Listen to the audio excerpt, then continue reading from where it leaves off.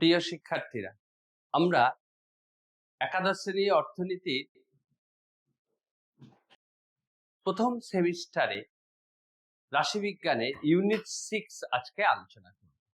ইতিপূর্বেই আমরা চতুর্থ এবং পঞ্চম ইউনিটে দেখেছি যে রাশি তথ্যকে বিভিন্ন ক্ষেত্র থেকে আমরা যে রাশি তথ্যগুলোকে সংগ্রহ করি, সেই রাশি তথ্যকে বিশ্লেষণ করার জন্য আমরা রাশি তথ্যের উপস্থাপন, বিন্যাস, উপস্থাপন ইত্যাদি কিভাবে করা হয় সেগুলো বিস্তৃতভাবে আমরা কিন্তু এর আগে আলোচনা করেছি। আজকে আমরা আলোচনা করব পরিমাপ পদ্ধতি। আলোচনা শুরুর আগে তোমাদের একটা ইন্টারেস্টিং বিষয় বলি, যে ধরো এই যে সম্প্রতি ফিফা ওয়ার্ল্ড কাপ শেষ হলো, এই ওয়ার্ল্ড কাপে বিভিন্ন খেলোয়াড়ের গোলের সংখ্যা, তাদের ম্যাচ প্রতি তারা কেমন গোল করেছে, পারফরমেন্সের যদি আমার তুলনা করতে হয়, তাহলে আমার বিভিন্ন স্ট্রাইকারের নাম, কটা ম্যাচ খেলেছে এবং কটা গোল করেছে, এই তথ্যগুলোকে লাগবে। এবার এই তথ্যগুলো থেকে আমি যখন পরিমাপের পদ্ধতিতে আসব, পরিমাপের বিষয়ে আসব, তখন কিন্তু আমাকে এই আজকের আলোচনার সাহায্যটাই নিতে হবে। আমরা আজকে আলোচনা করব সেন্ট্রাল টেন্ডেন্সি বা কেন্দ্রীয় প্রবণতার পরিমাপ, মেজার্স অফ সেন্ট্রাল টেন্ডেন্সি, এই বিষয়টা আলোচনা করব। এই বিষয়টার মধ্যে যে বিষয়বস্তু রয়েছে তার প্রথম অংশটা আজকে আমরা আলোচনা করব। মূলত 6 ইউনিটের এটা অর্থাৎ 6.8 আমরা আলোচনা করব আজকে।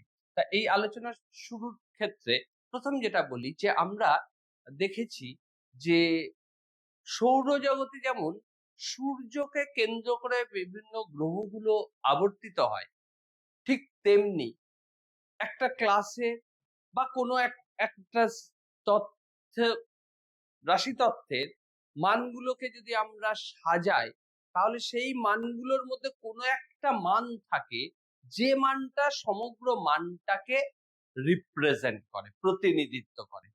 যেমন ফর এক্সাম্পল, তোমাদের এইচএসএ বা মাধ্যমিকে তোমরা যে সদ্য গত বছর মাধ্যমিক পাশ করে মানে এবছরই হিসাব মতো পাশ করে এসছো, তা এই মাধ্যমিক পরীক্ষায় অঙ্কের নাম্বার কেমন? তোমাদের ক্লাসে 50 জন আছে, 50 জনের অঙ্কের নাম্বার কেমন এইটা যদি কেউ জানতে চায়, তাহলে আমি কি করব?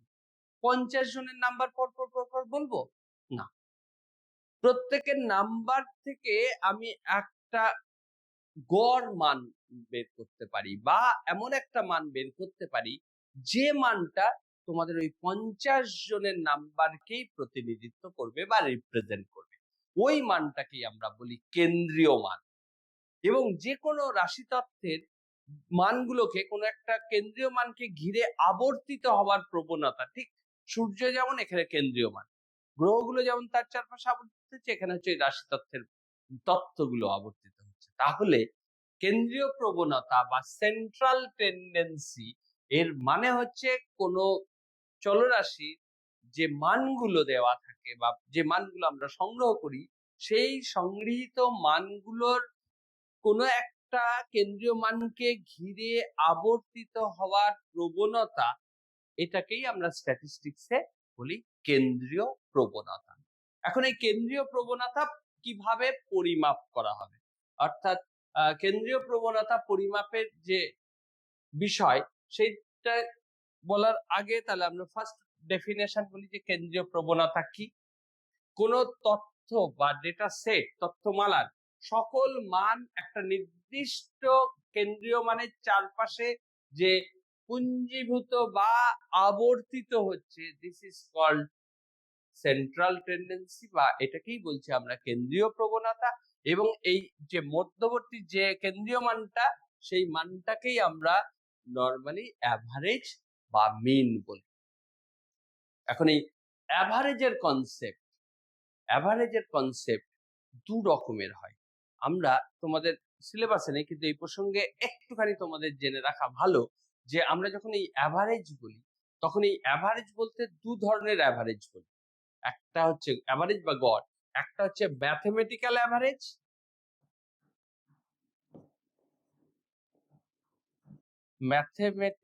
অ্যাভারেজ, আর একটা হচ্ছে পজিশনাল অ্যাভারেজ, পজিশন বা অবস্থান অনুযায়ী।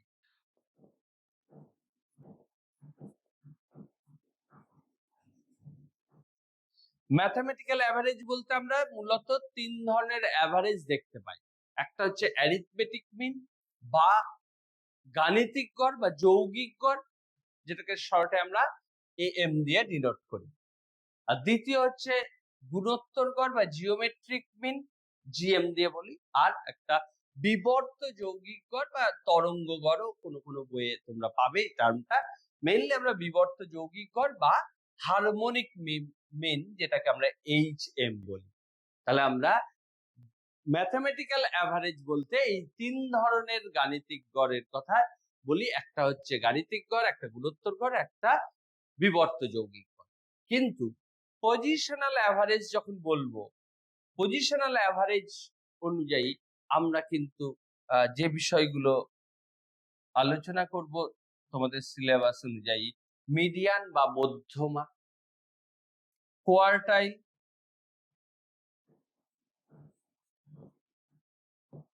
বা চতুর্থক, ডিসাইল বা দশমক, পার্সেন্টাইল বা শততমক, এবং সংখ্যাগুরু মান বা ভূমিষ্ঠ। এই বিষয়গুলো মূলত পজিশনাল মিন বা পজিশনাল অ্যাভারেজ হিসাবে আমরা স্ট্যাটিস্টিক্সে আলোচনা করি।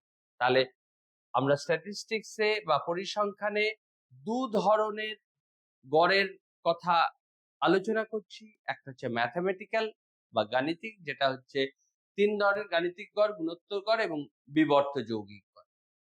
এবং পজিশনাল অ্যাভারেজ বা অবস্থান অনুযায়ী সেখানে আমরা মিডিয়ান, মোড, কোয়ার্টাইল, ডিসাইল, পার্সেন্টাইল এই বিষয়গুলো আলোচনা করব। এই টোটালটাই আমাদের সিলেবাসের বিষয়বস্তু। আজকে আমরা শুধুমাত্র ম্যাথমেটিক্যাল অ্যাভারেজের এই তিন ধরনের গড় সম্পর্কে আলোচনা করব এবং পরবর্তী ক্লাসে আমরা এই পজিশনাল অ্যাভারেজ গুলো অর্থাৎ মিডিয়ান, মোড, কোয়ার্টাইল, ডিসাইল, পার্সেন্টাইল এগুলো আলোচনা করব। তাহলে চলো শুরু করা যাক।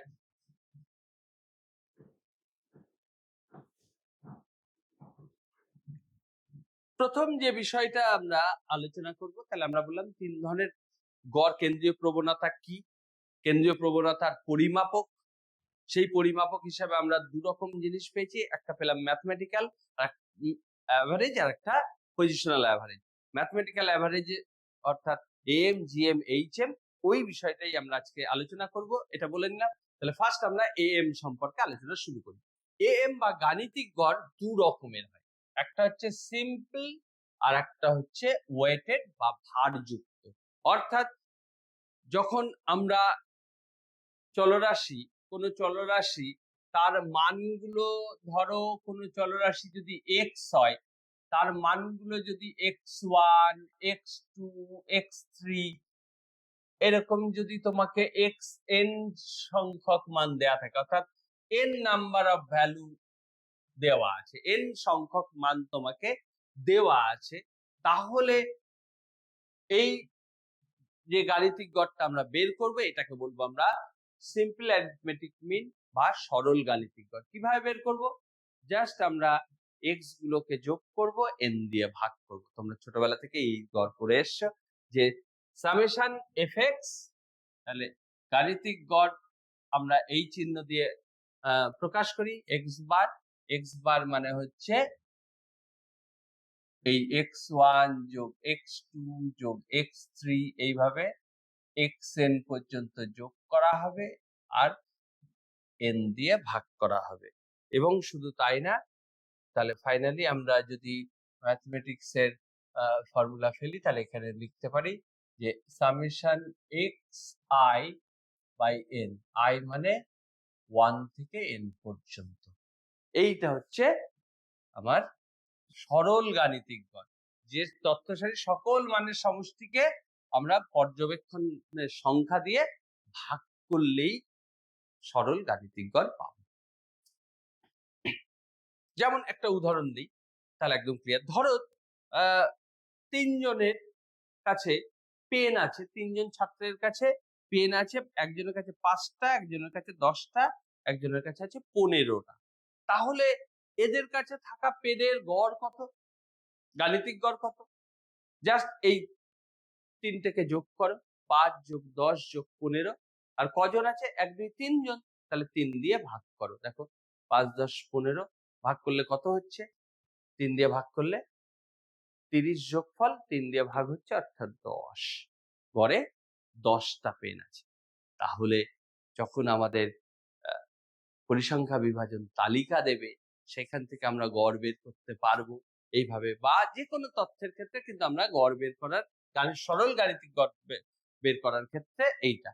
কিন্তু যদি ওয়েটেড বা ভারযুক্ত অর্থাৎ পরিসংখ্যা দেয়া থাকে, সেক্ষেত্রে আমরা কি করব? যেমন ধর আমি এখানে একটা এক্সাম্পল দিচ্ছি, যে ধরো x এর ভ্যালু x1 x2 এইভাবে xn, আর প্রতিটা শ্রেণীর পরিসংখ্যা হচ্ছে f1, প্রতিটা শ্রেণী নয়, প্রতিটা মানের f3 এইভাবে fn। অর্থাৎ আমি এটা সরল পরিসংখ্যা বিভাজনের কথা বলছি। তাহলে সরল পরিসংখ্যা বিভাজনে এই x এর ভ্যালু আর প্রতিটা ভ্যালুর ফ্রিকোয়েন্সি বা পরিসংখ্যা দেওয়া আছে। তাহলে আমি কিভাবে পাবো? এই ভ্যালুটা ওয়েট হচ্ছে f1, প্রতিটা ভ্যালু তার ওয়েট দিয়ে গুণ করলে যে গুণফল, এইভাবে প্রতিটা গুণফলের সমষ্টি করে আমরা পরিসংখ্যা দিয়ে ভাগ করতে হবে। বিষয়টা অনেক জটিল হয়ে গেল, বরং অঙ্কের মাধ্যমে দেখালে ক্লিয়ার বুঝতে পারবে, সেইটাই বরং আমরা এখানে দেখি। এক্স বার, এটা আমরা লিখি এক্স বার, এটা ইকুয়ালস টু এই এটাকে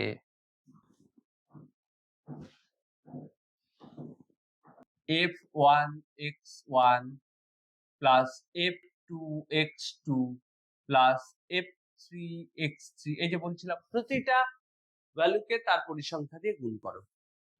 এইভাবে যতগুলো ভ্যালু দেওয়া আছে, যেমন fn xn, একে কি দিয়ে ভাগ করবে? একে ভাগ করবে পরিসংখ্যাগুলোর সমষ্টি দ্বারা, অর্থাৎ f1 plus f2 plus f3 এইভাবে fn। তাহলে এইটাকে আমরা শর্ট করে লিখতে পারি কি, সামেশন fx, এখানটায় ওয়েট w দিয়ে বোঝানো হয়েছে, এটা পরে আসছি। তাহলে আমরা এখানে ফাইনালি কি লিখতে পারি, ফর্মুলাটাকে লিখতে পারি এইভাবে, যে equals to summation fi xi divided by summation fi। এইভাবে আমরা এক্স বার বা গাণিতিক গড় বের করব ভারযুক্ত ক্ষেত্রে বা পরিসংখ্যা বিভাজনের ক্ষেত্রে। তাহলে আমরা দু ধরনের গাণিতিক গড় পেলাম, একটা হচ্ছে সরল গাণিতিক গড়, আর একটা হচ্ছে ভারযুক্ত গাণিতিক গড়। সরল গাণিতিক গড়ের ক্ষেত্রে শুধুমাত্র মানগুলোকে যোগ করেই পেয়ে যাব, তার সংখ্যা কটা আছে সেইটা দিয়ে শুধু ভাগ করতে হবে। আর ভারযুক্ত গাণিতিক গড়ের ক্ষেত্রে আমার প্রতিটা মান তার ভার দিয়ে গুণ করতে হবে, অর্থাৎ যদি মান এক্স হয়, ভার যদি ডাব্লু হয়, তাহলে সামেশন ডাব্লু এক্স এবং ভারের যোগফল অর্থাৎ সামেশন ডাব্লু আই বের করলেই আমরা ওয়েটেড অ্যারিথমেটিক মিন বা ভারযুক্ত গাণিতিক গড় পাবো।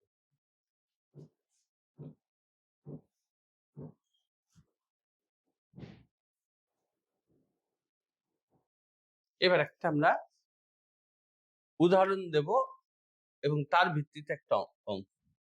আমরা যখন অঙ্ক গাণিতিক গড় বের করব, সরল পরিসংখ্যা বিভাজন বা শ্রেণীবদ্ধ পরিসংখ্যা বিভাজন তখন কিভাবে বের করব সেই পদ্ধতিটা আমরা আলোচনা করব। তার আগে আমরা আলোচনা করব যে যদি বিভিন্ন দলের গাণিতিক গড় দেওয়া থাকে তাহলে সবগুলো দলকে মিলিয়ে আমরা কম্বাইন্ড মিনটা কি করে বের করব। একটা উদাহরণ দিই।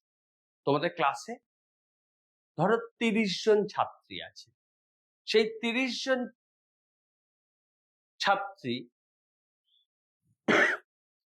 30 জন ছাত্রী যাদের গড় ওজন 30 জন ছাত্র আর 20 জন ছাত্রী, 20 জন ছাত্রীর গড় ওজন বলে দিয়েছে 50 আর 30 জন ছাত্রের গড় ওজন 60 কেজি। তাহলে এইবার তোমাদের ক্লাসের ছাত্রছাত্রীদের গড় ওজন কত? দেখো দুটো টিম, একটা ছেলেদের তাদের গড় ওজন জানি, তাদের সংখ্যা জানি, আর একটা মেয়েদের তাদের গড় ওজন জানি, তাদের সংখ্যাটা জানি। তাহলে দুটো টিম মিলিয়ে দুটোর জায়গায় 3টেও হতে পারে, 4টেও হতে পারে, 5টাও হতে পারে। এক্ষেত্রে ক্লাসে দু ধরনের তুমি পাচ্ছ, কিন্তু এমন হতে পারে কোন একটা কারখানার 3টে ব্রাঞ্চ, 3টে শাখায় কর্মচারীদের বিভিন্ন বেতন দেওয়া হয়। তাহলে এই 3টে শাখার মিলিয়ে ওই কারখানার সামগ্রিক গড় মজুরি কত যদি বের করতে হয়, সেক্ষেত্রে কিন্তু আমরা বা ধরো 4টে 5টা 6টা, সেক্ষেত্রেই বা কি হবে? সেক্ষেত্রে আমরা ইউজ করব একটা ধারণা, সেটাকে বলি আমরা সংযুক্ত গড় বা কম্বাইন্ড মিন। এই কম্বাইন্ড মিন বের করতে গেলে আমাদের কি করতে হবে?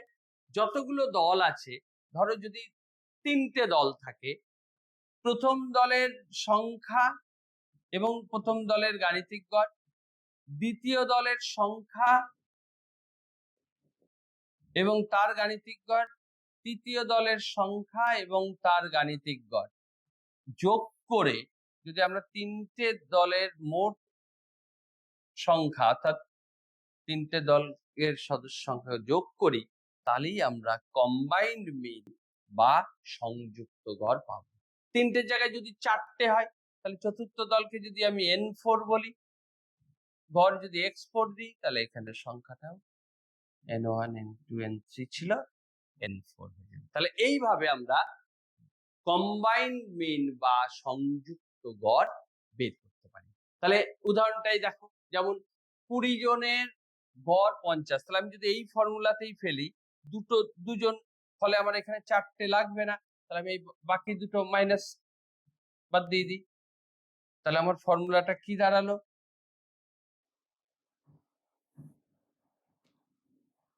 n1 plus n2। এইটা হচ্ছে আমার ফর্মুলা। তাহলে আমার n1 কত?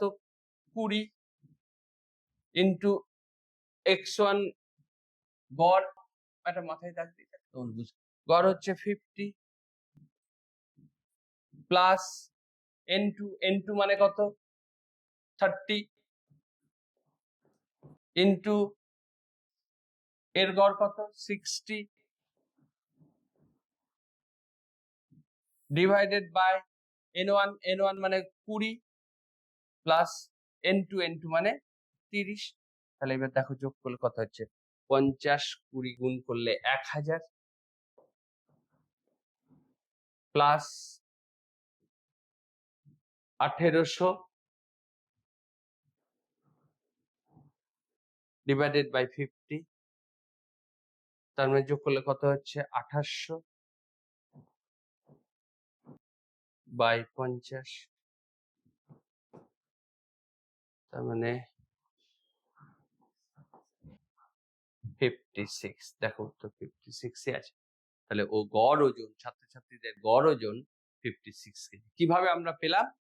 Just n1 x1 bar plus n2 x2 bar by n1 plus n2 করলেই আমরা দুটো টিম, এখানে ওই জন্য 1 2 বলা আছে, দুটো টিমের সংযুক্ত গড়। দুটোর জায়গায় 3টে থাকলে জাস্ট এখানে আরেকটা বাড়বে।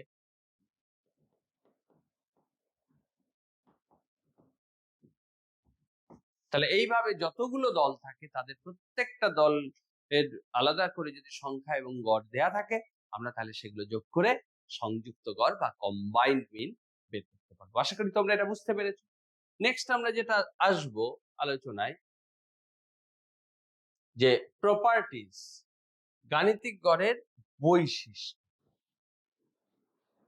অ্যারিথমেটিক মিন বা গাণিতিক গড়ের প্রধান যে বৈশিষ্ট্য সেটা হলো সাম অফ দ্য মিন ডেভিয়েশন 0, অর্থাৎ গাণিতিক গড় থেকে তথ্যগুলোর মানগুলোর বিচ্যুতি, ডেভিয়েশন বা বিচ্যুতি, বীজগাণিতিক সমষ্টি অলওয়েজ 0 হবে, অর্থাৎ এক্স মাইনাস এক্স বার যদি এইভাবে বলি তাহলে এটা 0 হয়।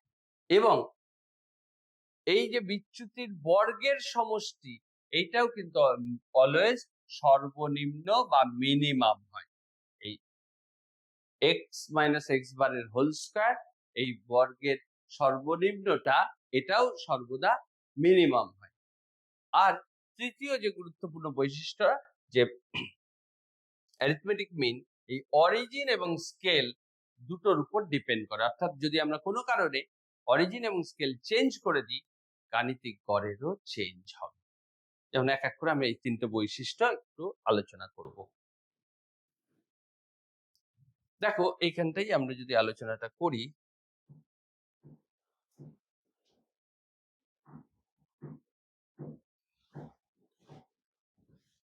জিএম এর আগে আমরা এটা একটু আলোচনা করে না নিলে আমরা এখানেই আলোচনাটা করে নিই।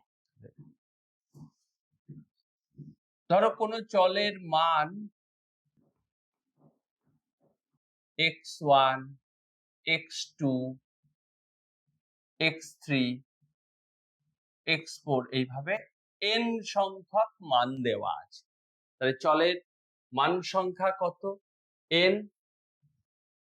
এবার এই প্রতিটা মান যোগ করে যদি আমি n দিয়ে ভাগ করি তাহলে আমরা কি পাবো? গাণিতিক গড়, সেটা ধরলাম x বার। তাহলে এইবার আমরা দেখাতে চাইছি যে প্রত্যেকটা মানের বিচ্যুতি কোথা থেকে? বিচ্যুতি গাণিতিক গড় থেকে বিচ্যুতি। যেমন প্রথম মানটার বিচ্যুতি কত? প্রথম মানটা যদি x1 হয় আর গড় যদি x বার হয় তাহলে বিচ্যুতি হলো এইটা x1 মাইনাস x বার। দ্বিতীয় মান কি? x2 আর গড় x বার, বিচ্যুতি দ্বিতীয় মানের। তৃতীয় মান x3 মাইনাস x বার। এইভাবে আমরা প্রতিটা মানের বিচ্যুতি বের করতে পারি। সেই বিচ্যুতিগুলোর সমষ্টি বলেছে 0। তাহলে কিভাবে সমষ্টি 0 হয় দেখি আমরা। এই বিচ্যুতি এটা সমষ্টি করছি, এটা এইভাবে up to xn minus x বার। তাহলে এই যে সমষ্টিটা, এই সমষ্টিটার দিকে এবার তাকিয়ে দেখো, x1 plus x2 plus x3, এইভাবে আমি দেখো এই সংখ্যাগুলোকে এরকম আলাদা করে নিতে পারি, ব্র্যাকেট থেকে বাইরে করলে কিরকম লিখতে পারি?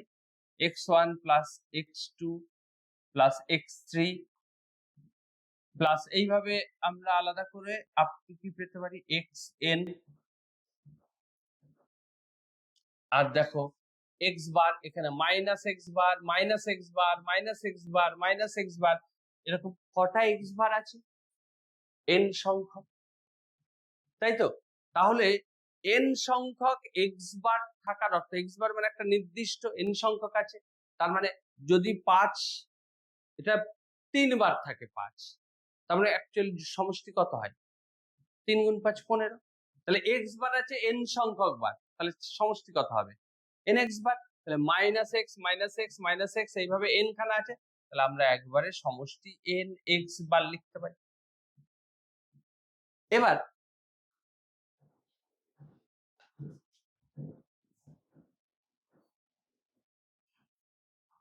এইবারে দেখো আমরা যদি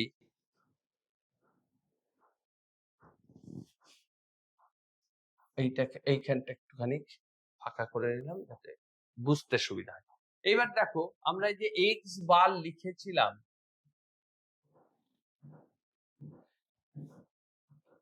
x বার লিখেছিলাম কি? যে x বার মানে কি বোঝায়? x1 plus x2 plus x3 এইভাবে xn যোগ করে n দিয়ে ভাগ করা হবে, তাই তো? তাহলে আমি এখান থেকে যদি ক্রস মাল্টিপ্লিকেশন করি তাহলে আমরা কি পাবো? এই x1 plus x2 plus x3 এইভাবে xn পর্যন্ত যোগ করলে আমরা n ইন্টু x বার পেয়ে যাচ্ছি, n ইন্টু x বার। তাহলে এইবার দেখো তো এইখানে যে মানটা আছে তার পরিবর্তে আমরা nx বার লিখতে পারি। nx বার যদি আমি লিখি তাহলে কি দাঁড়ালো? এখানে যদি আমি nx বার এটার পরিবর্তে যে ওখানে মানটা পেয়েছি আমরা nx বার লিখলাম মাইনাস nx বার, কত হলো? 0। তাহলে দেখো এটা কি লিখেছিলাম? Sum of the x minus x bar এটা লিখেছিলাম এবং সেটা 0 প্রমাণিত হলো। তাহলে কোনো চলরাশির প্রতিটা মান তাদের গাণিতিক গড় বা am এর বিচ্যুতি যদি আমরা দেখি তাহলে তার সমষ্টিগুলো অলওয়েজ 0 হয়। এটা বুঝতে পেরেছে? তাহলে আমরা আবার একবার বলি যে কোনো চলরাশির প্রতিটা মান তাদের গড় থেকে যদি আমরা পার্থক্য বা বিচ্যুতি বের করি সেই বিচ্যুতিগুলোর সমষ্টি সর্বদা 0 হয়। এইটা গুরুত্বপূর্ণ একটা প্রমাণ। তোমাদের এই বিষয়টা প্রমাণ তো পরীক্ষায় আসবে না, যেহেতু তোমাদের পরীক্ষায় মূলত এমসিকিউ কোশ্চেন, ফলে তোমরা এইখানে এই বৈশিষ্ট্যগুলো কিন্তু এই 3টে বৈশিষ্ট্য বা প্রপার্টিজ গাণিতিক গড়ের এটা মাথায় রাখবে। নেক্সট পার্টে আসবো আমরা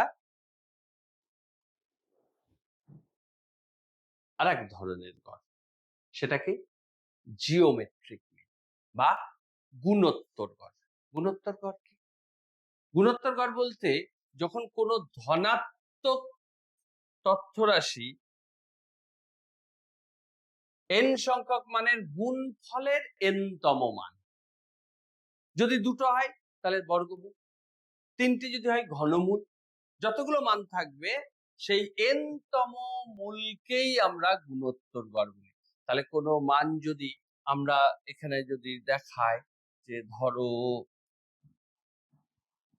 x এর ভ্যালু হচ্ছে x1 x2 x3 এইভাবে যদি আমার xn আসে তাহলে gm হবে এই x1 into x2 into x3 এইভাবে xn পর্যন্ত গুণ করে তার nth মূল, n-তম মূল। অথবা এটাকে আমরা এইভাবেও লিখতে পারি x1 x2 x3 xn, এটাকে আমরা whole to the power 1/n এইভাবেও লিখতে পারি। তাহলে আমি একটা এক্সাম্পল দিয়ে দেখাই, বুঝতে সুবিধা হবে। যেমন ধরো এখানে যেমন দেখায় যে ধরো 4 আর 16 দুটো সংখ্যা দিয়ে লিখি। 4 আর 16 তাহলে জিএম কত হবে? আমার সংখ্যা দুটো হচ্ছে 4 আর 16, কটা আছে তার মানে n মানে 2। তাহলে জিএম কত আসবে? এখানে জিএম আসবে সংখ্যা দুটো কি? সংখ্যা দুটোর গুণফল whole to the power 1/n, n মানে 2, সেই জন্য এখানে বসলো। তাহলে এখানে কত আসছে? 4 18 4 18 72 4 সরি 16, তো মান দুটো তো সরি ভুল লিখেছি 16 16 যদি হয়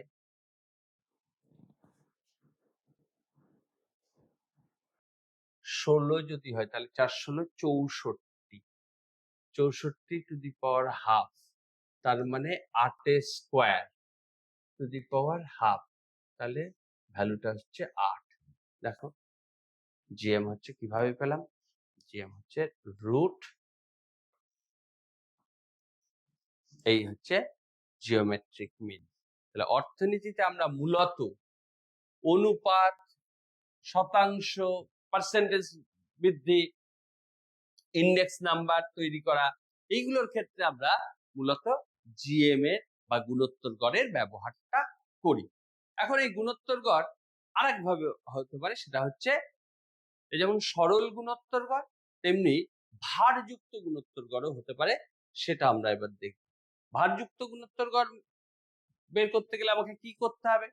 ভারযুক্ত গুণোত্তর গড় বের করার সূত্র হচ্ছে যে, আমার যদি চলরাশি x এর মান হয় x1, x2, x3, এইভাবে যদি আমার মান হয় xn, n সংখ্যক, আর প্রতিটার পরিসংখ্যা বা ফ্রিকোয়েন্সি হয় f1, f2, f3,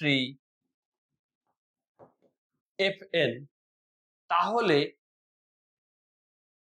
গুণোত্তর গড় বা জিএম হবে x1, x2, x3 এগুলো গুণ হবে whole to the power 1 by এই পরিসংখ্যাগুলো যোগ হবে, অর্থাৎ 1 বাই f1, f2, এইভাবে f3 up to fn।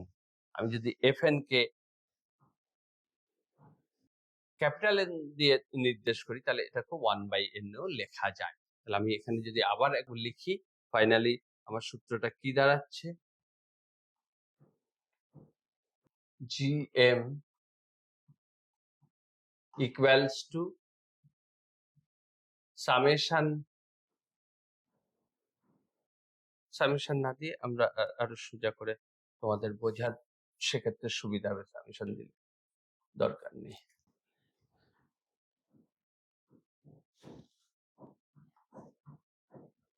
x1, x2,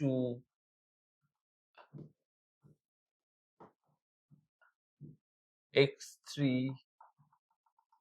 এইভাবে xn to the power fn whole to the power 1 by n।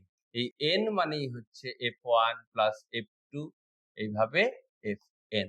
অর্থাৎ এইখানটা কিন্তু সূত্রটা এক্স্যাক্টলি হবে f এইভাবে, তবেই এই সূত্রটা সঠিক হচ্ছে। এখানে কিন্তু ওয়েটটা দিতে হবে। তাহলে গাণিতিক গড় পরিমাপের, গাণিতিক গড় নয়, গুণোত্তর গড় আমরা আলোচনা করছিলাম। জিওমেট্রিক মিন, জিওমেট্রিক মিন আমরা দু ধরনের পেলাম, একটা হচ্ছে সরল আর একটা হচ্ছে ভারযুক্ত। যখন ভারযুক্ত বেরোয় তখন আমাদের কিন্তু লগারিদম ইউজ করতে হয়, অর্থাৎ এখানে লগ নিয়ে অ্যান্টি লগ বের করলে আমরা জিএমটা বের করতে পারি। অ্যান্টি লগ, এটা তোমাদের সিলেবাসে নেই, সুতরাং এই বিষয়টা আমরা আলোচনা করছি। তোমাদের শুধু সরল গুণোত্তর গড় আছে। আর গুণোত্তর গড়ের ব্যবহার কোথায়? ব্যবহার মূলত আমরা ইউজ করি অনুপাত, শতাংশ বৃদ্ধি, সূচক সংখ্যার পরিমাপ, এই সমস্ত ক্ষেত্রে আমরা গুণোত্তর গড় বা জিএমটা ইউজ করি। নেক্সট আমরা আলোচনা করব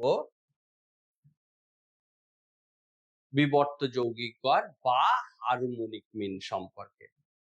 হারমোনিক মিন বা বিবর্ত যৌগিক গড় কোথায় ইউজ করা হয়? মূলত স্পিড, অ্যাভারেজ স্পিড, বিভিন্ন growth rate, percentage growth rate, এগুলো বের করতে গেলে আমাদের এইচএম বা হারমোনিক মিনের ইউজ করা হয়। এই হারমোনিক মিন কিভাবে বের করা হয়? হারমোনিক মিন বের করা হয়, এটাও সরল এবং ভারযুক্ত দু ধরনেরই আছে। তোমাদের সিলেবাসে শুধু সরল বিবর্ত যৌগিক গড় আছে বলে আজকে আমরা আমাদের এই আলোচনায় শুধু সরল বিবর্ত যৌগিক গড় বা সিম্পল হারমোনিক মিনটাই আমরা আলোচনা করছি, ওই অংশটাকে বাদ দিচ্ছি। তাহলে ফার্স্ট হচ্ছে কি, যদি কোনো চলরাশি x এর ভ্যালু গুলো হয় x1, x2, x3, এইভাবে আপ টু n, অর্থাৎ n সংখ্যক মান যাদের value x1, x2, x3, xn, তাহলে এদের বিবর্ত যৌগিক গড় বা হারমোনিক মিন hm হবে কি? হারমোনিক মিন হবে যতগুলো সংখ্যাই আছে, অর্থাৎ n ডিভাইডেড বাই প্রতিটা রেসিপ্রোকাল, প্রতিটা মানের অনন্য।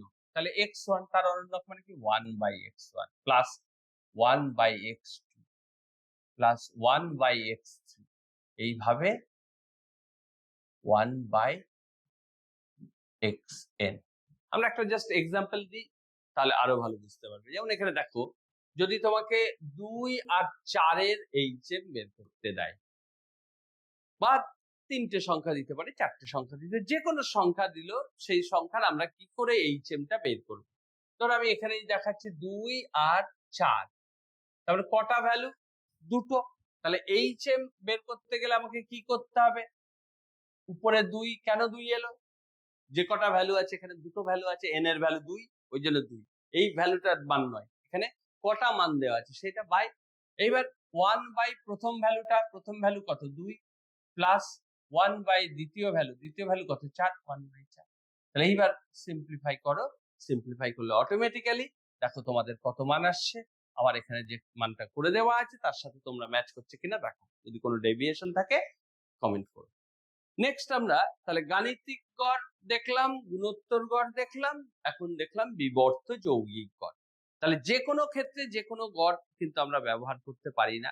গাণিতিক গড় কোন ক্ষেত্রে ব্যবহার করা হয়, গুণোত্তর গড় কোন ক্ষেত্রে ব্যবহার করা হয়, বা বিবর্ত যৌগিক গড় কোন ক্ষেত্রে ব্যবহার করা হয়, আমরা কিন্তু 3টে বিষয়ই আলোচনা করলাম। এবার আমরা যেটা আলোচনা করব, এদের মধ্যে রিলেশন, সম্পর্ক, এএম, জিএম এবং এইচএম এর মধ্যে কি সম্পর্ক আমরা দেখতে পাই।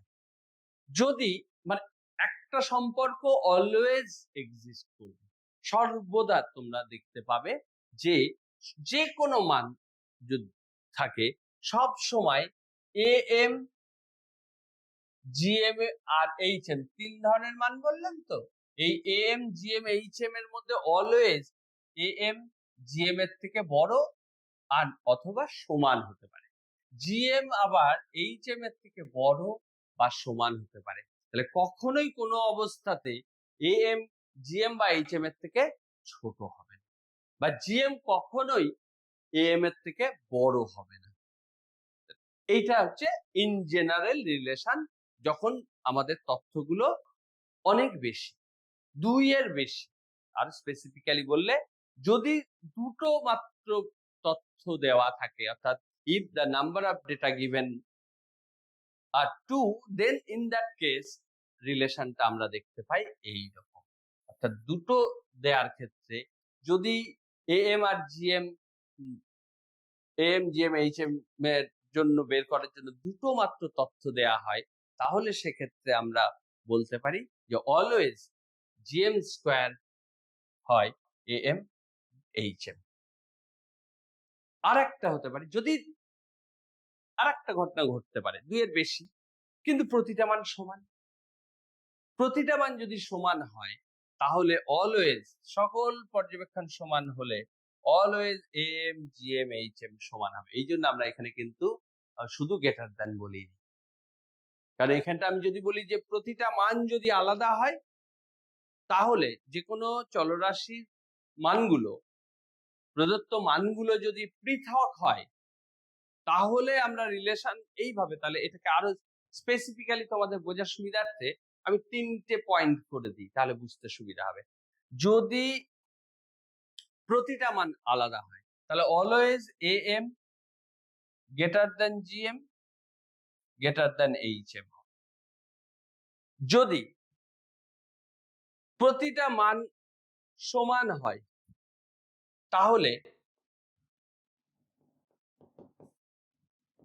প্রতিটা মান যদি সমান হয়, তাহলে এএম সমান জিএম সমান এইচএম হবে। আর 3 নাম্বার,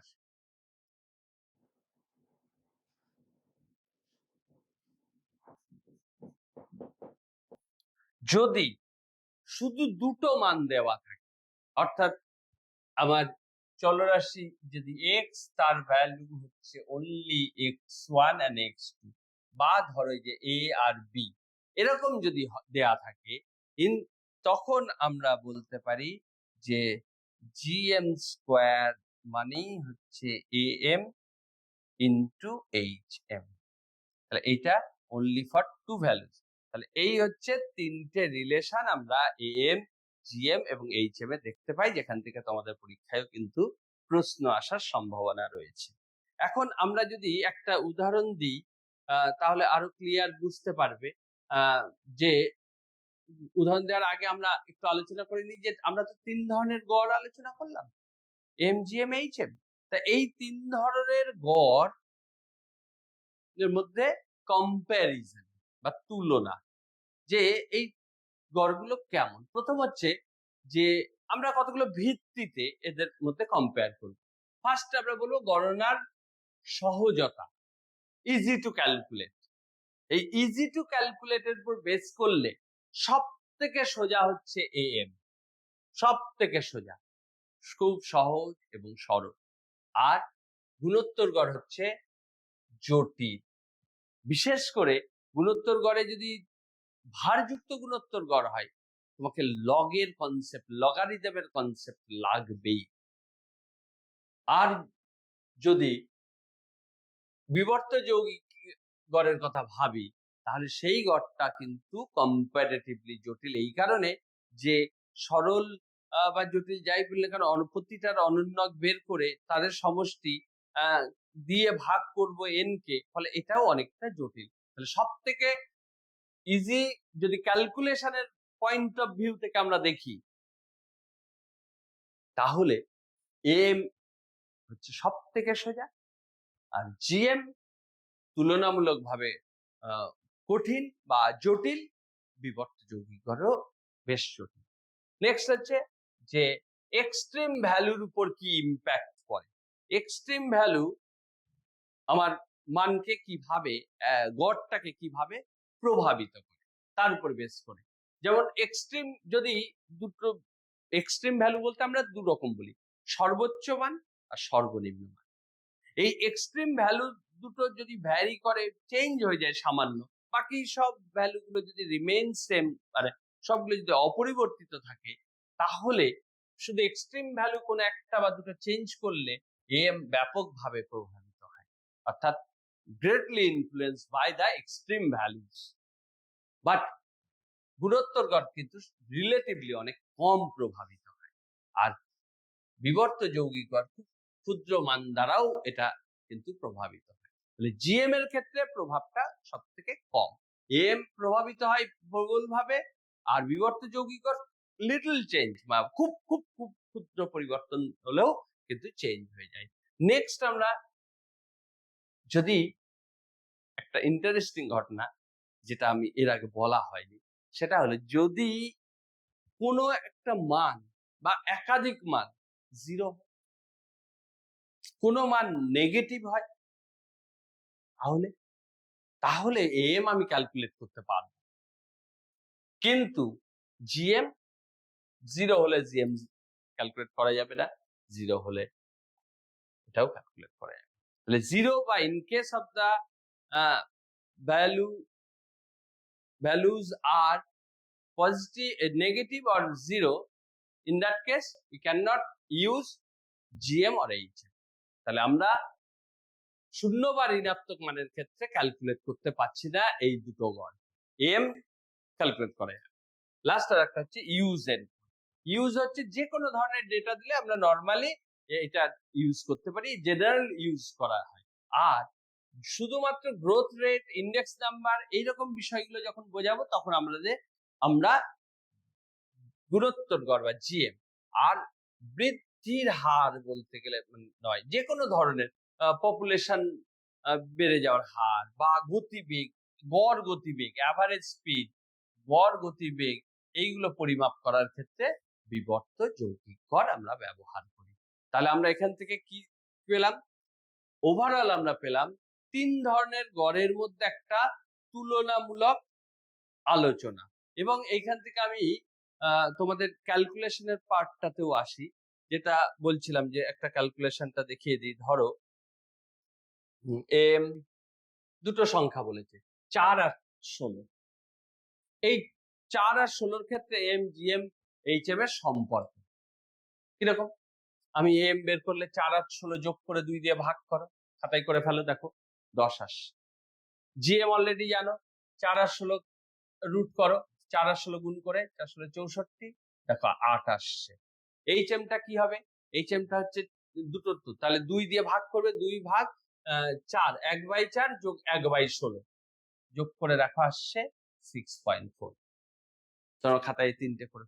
এইবার দেখো দুটো সংখ্যা বলেছি মানে রিলেশন হবে জিএম স্কোয়ার সমান এম ইন্টু এইচএম।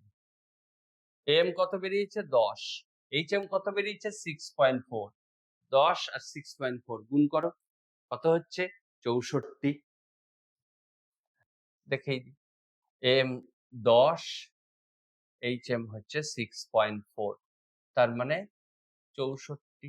তাহলে জিএম স্কোয়ার 64, তার মানে জিএম কত 64 বর্গমূল প্লাস ভ্যালু আসবে 8, সেটাই এসছে 8। অর্থাৎ এই রিলেশনটা কিন্তু কার্যকর আমরা দেখতে পেলাম। তাহলে এখান থেকে তোমাদের এরকম হতেই পারে এএম আর জিএম বলে দিল এইচএম বের করো, বা এইচএম জিএম বললো এএম বের করো।